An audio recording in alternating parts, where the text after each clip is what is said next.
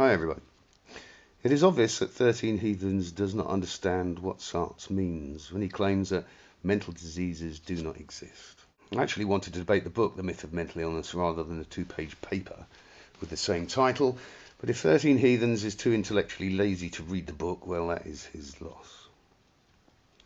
So, to explain, Szasz states that the word disease, its very definition, refers to a pathological alteration of cells, tissues and organs, which can be objectively measured. That is what the word disease means. Now, the mind is not a physical thing. It cannot be examined under a microscope. Therefore, the term mental disease is a metaphor. A mind may be infected by an idea, but it cannot be infected by bacteria or cancerous cells, etc., etc. Therefore, Szasz would say mental illness is a myth. Note, Szasz does not say that the conditions which are labelled mental disease do not exist, but only that these are not medical issues.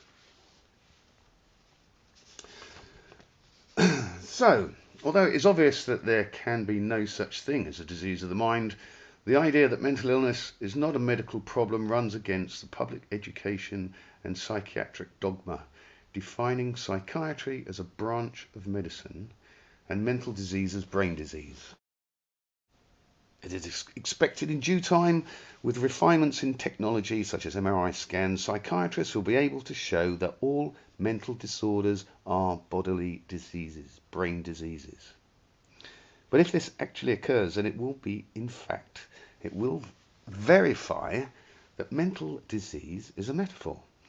The doctor who discovers that a particular person diagnosed as mentally ill suffers from a brain disease actually discovers that the patient has been misdiagnosed, that he did not in fact have a mental disease but had a physical illness. The error in the diagnosis is not proof that the term mental illness refers to a class of brain diseases. Obviously, in the history of medicine, biological discoveries have shown many types of madness as a result of physical disease, such as beriberi, epilepsy, neurosyphilis. The result of such a discovery is that the illness stops being part of psychiatry and is moved to and is treated by neurologists. In fact, if all the conditions now called mental disorders are proved to be brain diseases, there would be no need for the idea of mental illness. The term would have no meaning. However, as Szasz says, because the term actually refers to the judgments of some persons about the bad behaviours of other persons, the opposite occurs. The history of psychiatry is a history of an ever-expanding list of mental disorders, as per the DSM, the Psychiatric Bible. I'd also like to point out 13Heathens' use of rhetorical nonsense within this debate. Basically, his argument runs as such. Thomas Szasz thinks mental illness does not exist. He also thinks addiction does not exist. How ridiculous. He must be wrong. That is the level of 13Heathens' debate. He also attempts to refute what Szasz has to say by stating that Szasz entered psychiatry to be critical of it. Well, of course, if one wants to criticize a subject or topic, such as, say, the theory of evolution, isn't it better to argue from a position of knowledge, not ignorance? 13Heathens then accuses Szasz of setting up a differential between the mind and the brain. A straw man. In fact, Szasz does the opposite.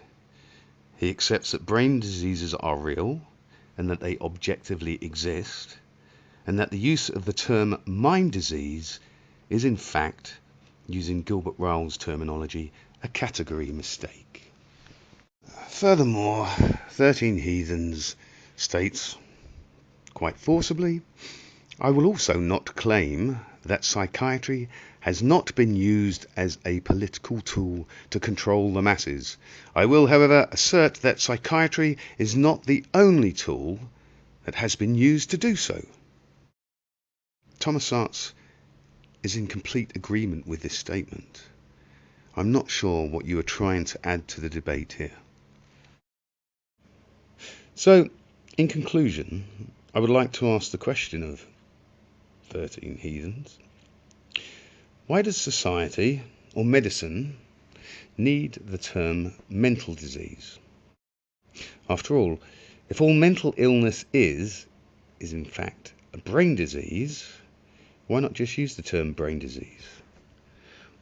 Why do we need a separate medical discipline such as psychiatry to investigate mental disorders when we have the medical discipline of neurology, which already deals in brain diseases? Thomas Szasz, in his writings, attempts to explain why.